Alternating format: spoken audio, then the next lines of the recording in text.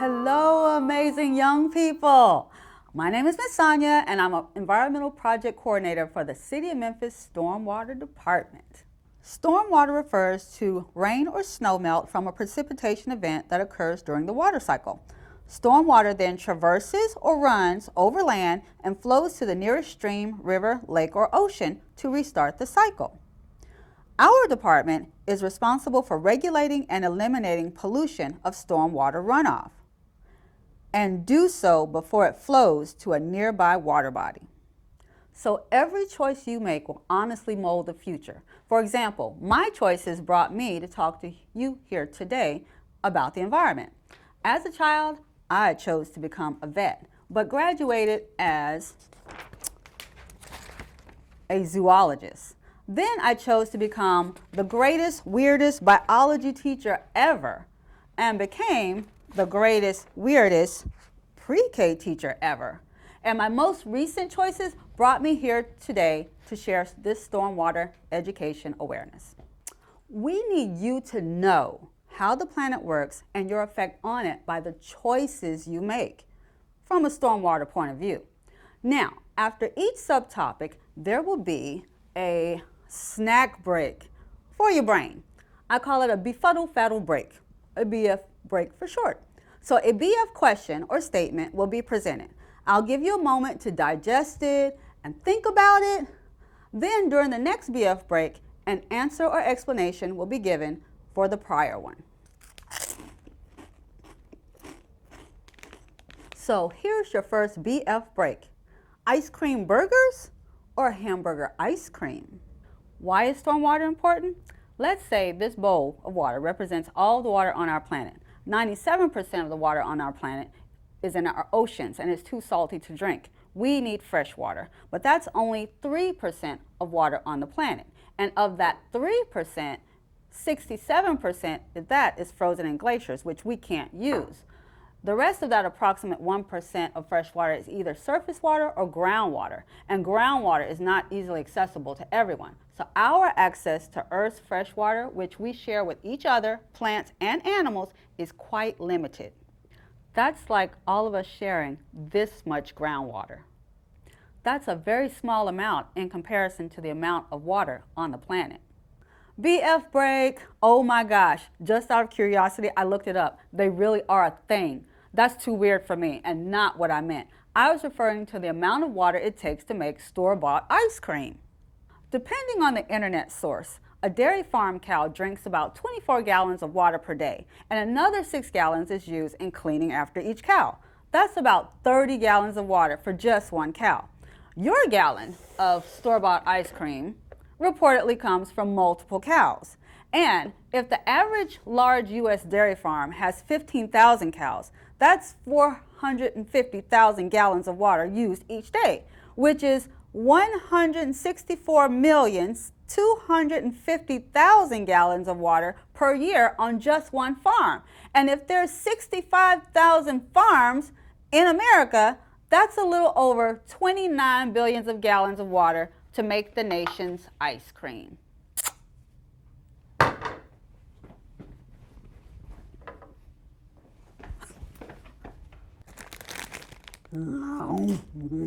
All right, here's your next BF break.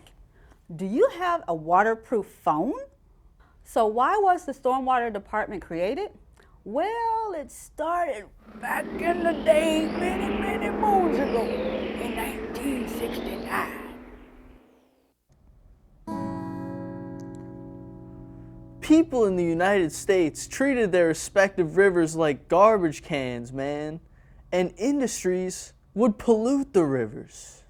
So, in Cleveland, Ohio, chemical pollution from manufacturing industries were dumped into the Cuyahoga River over and over again. So much was dumped that the river caught on fire 13 times. Wait, so how does water catch on fire? Well, the chemical waste from the industries was flammable. The biggest Cuyahoga fire was in 1952, but in 1969, an investigation determined that sparks from a passing train started a fire on the oily beams under the train bridge. And this fire ignited the industrial pollution that was floating on top of the river. But this time, Congress decided to pass a law regulating pollution of not just the rivers in Cleveland, but all over America. So the Environmental Protection Agency was created in 1970 and the Clean Water Act in 1972, which mandated that all rivers be safe enough for public swimming and to support aquatic life by 1983. After the 1969 Cuyahoga fire, Cleveland invested in remediating the river and developing new sewer systems. Now, the EPA thought that since point source pollution from industries had been eliminated, the rivers were safe.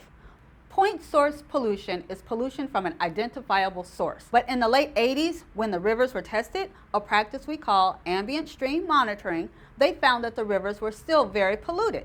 But the pollution was from multiple unidentifiable sources. This kind of pollution is called non-point source pollution.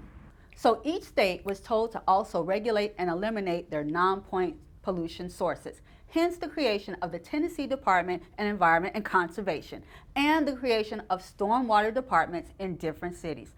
Non-point source pollution is the biggest source of stormwater pollution in America. Many of the rivers in Memphis are polluted by non-point source pollution, but each of us help make the choice to stop it.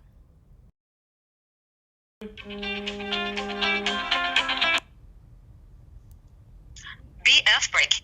It can take approximately 240 gallons of water to make a cell phone.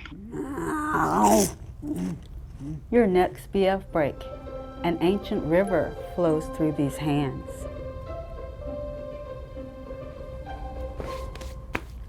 A watershed is an area of land where stormwater falls and drains or sheds to a nearby stream, river, lake, or ocean. We all live on a watershed. Memphis has 3 major watersheds that drain to one of the 3 rivers. If you live in this area of here, your water drains to the Loosahatchee River. And if you live in this area, all of your water drains to the Wolf River. And if you live in this area, all of your storm drains, ditches, and lakes eventually drain to this water body, which is called the Nonconnah Creek. We are part of the larger Mississippi River watershed, which drains 31 U.S. states to the Gulf of Mexico and Atlantic Ocean. Remember those choices I was talking about? Well, I could have moved to another state, but one reason I chose to stay in Memphis was for our water. Memphis is so lucky to have access to that 30% underground water source. Memphis gets its water from the Memphis Sands Aquifer. It's some of the best in the country. Why is Memphis water so good? First of all, we are drinking some very old water. It has been estimated that a drop of rain takes thousands of years to reach the aquifer. As stormwater percolates through the layers of silt, sand, and clay, pollutants are naturally removed. But the aquifer is shared by 8 other states. Each state has an environmental obligation to use it sustainably. BF break. This is a paleo channel, or an ancient or fossilized river in my hands. I found this while inspecting a construction site in southeast Memphis. The soil over the whole site was so red it looked like Mars. A geologist co-worker and researchers at the University of Memphis Center of Applied Earth Science and Engineering, CSER for short, all agreed that this is a paleo channel. Dude, dinosaurs could have been drinking or swimming through this very stream millions of years ago. That's pretty cool. Anyway, that's the ancient river flowing through my hands.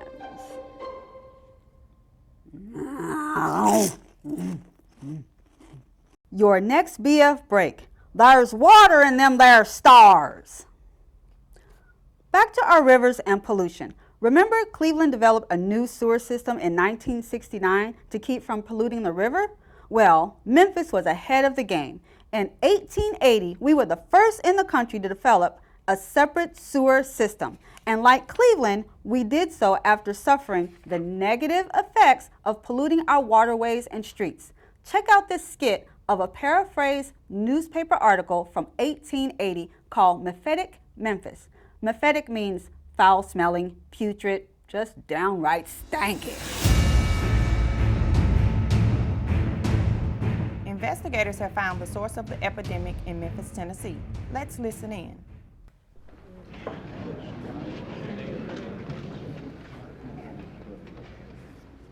The National Board of Health and engineers have been investigating the present conditions of the yellow fever epidemic in Memphis and have gathered the most extensive information with regard to the cause which increased the disease in the city.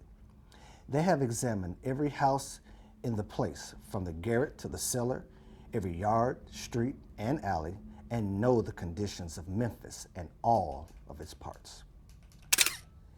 Filthy gutters, bad drainage, and accumulated garbage were cited as the results of it all.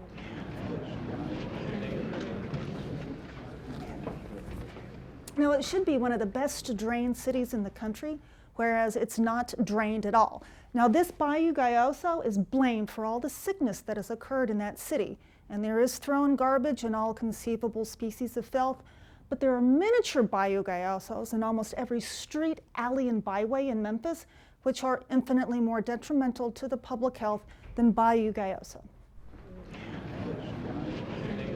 Memphis made the choice to improve its sanitation practices with the installation of our innovative Municipal Separate Storm Sewer System, aka the MS4.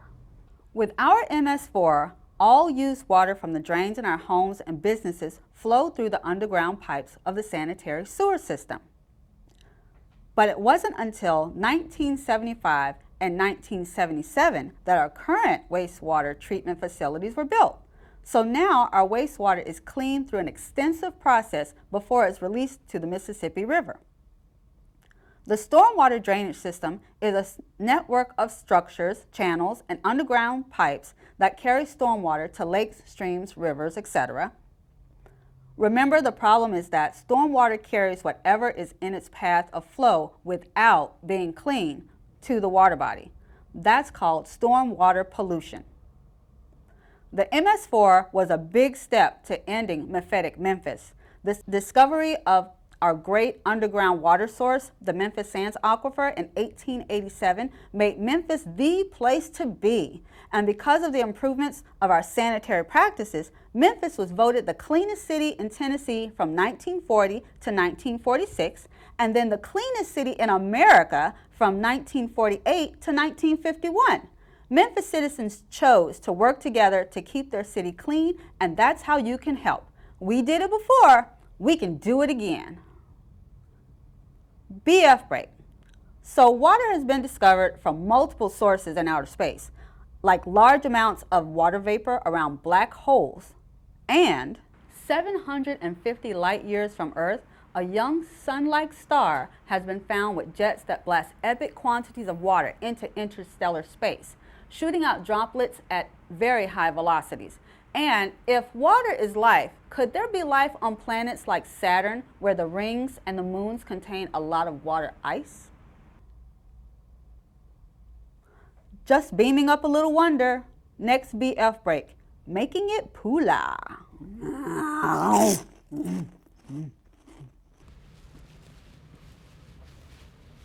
So what's the chemistry connection?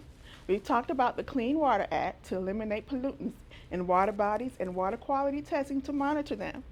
Every month, the Stormwater Department conducts ambient stream monitoring of the Lucehachie, the Wolf, and the Nankana. We don't sample the Mississippi River because it's regulated by the Corps of Engineers, but all 4 rivers are categorized as impaired by the EPA. An impaired river means the water in or near the river is contaminated by pollutants to a degree that the water does not support conditions for safe public swimming or healthy aquatic life. So, our rivers do not meet the initial criteria covered in the Clean Water Act of 1972. The Stormwater Department has 28 sampling locations from bridges throughout the city. We monitor the water temperature, pH, and DO, that's dissolved oxygen, on the spot at each location. Some tests can't be done in the field, so we bottle the samples from each location, put them on ice, and take them to a certified lab for analysis. So possible pollutants in water such as E. coli, metals, nutrient suspended solids, which are the solid particles that may be floating in the water. These parameters refer to the levels set for fish and aquatic life. If the parameter result is outside of these parameter levels, then the waterway is not healthy enough to support certain or all aquatic life, or for drinking water, or for recreational purposes. What effects can these pollutants have on stream health? Well, temperature differences can affect the reproduction of some species or cause stress. Metals in the waterways that are heated by the sun can change the chemistry and habitat of the waterway. Fluctuations in pH have a deleterious effect. Too little DO may mean there isn't enough oxygen in the water for fish to live. Too much sediment in a waterway can block out sunlight for aquatic plant photosynthesis, change the habitat and chemistry, and clog fish gills so they can't breathe. BF break. Pula is the name of the currency of Botswana in Africa. Rain affects us socially, physically, mentally, and even economically. In Botswana, the word for rain is pula. In this African country, rain is scarce and highly regarded, and pula is symbolic of the economic significance and importance of a rain in a desert nation. So pula equals wealth, gives a whole new meaning to making it rain. BF break. Boxed water is better. Have you heard about Green Camp? Green Camp invites students, high school students from the Memphis area to gain hands-on experience and participate in a scientific study involving water quality and stormwater pollution awareness issues. It is offered for 1 week during the summer, but we love to bring it to your class throughout the year. During Green Camp, students compare the effects on stormwater quality within rural and urban watersheds. We go to many locations within the city of Memphis and outside the city of Memphis to investigate parameters of water quality in rivers, streams, and wetlands. We perform chemical and biological testing. We provide all of the materials needed: t-shirts, backpacks, transportation, lunch, and reusable water bottles, and more. Students participate in a community service cleanup or storm drain marking. They earn a certificate of program completion and 35 community service hours. Students are encouraged to write a scientific paper, which, if it qualifies, will be published on the Stormwater website, which looks pretty good on a college resume or maybe a little high school extra credit. Or they can choose to create a trifold or watershed model presentation like these. Due to the COVID-19 pandemic, Green Camp was offered virtually for the first time. Campers follow me, my son, and Stormwater coworker as we practice social distancing while participating in Green Camp activities virtually and at their home. In fact, these models, which I'm very proud of, are the result of their Green Camp experience. And we would love to offer teachers similar opportunities via a virtual or future in-person classroom session.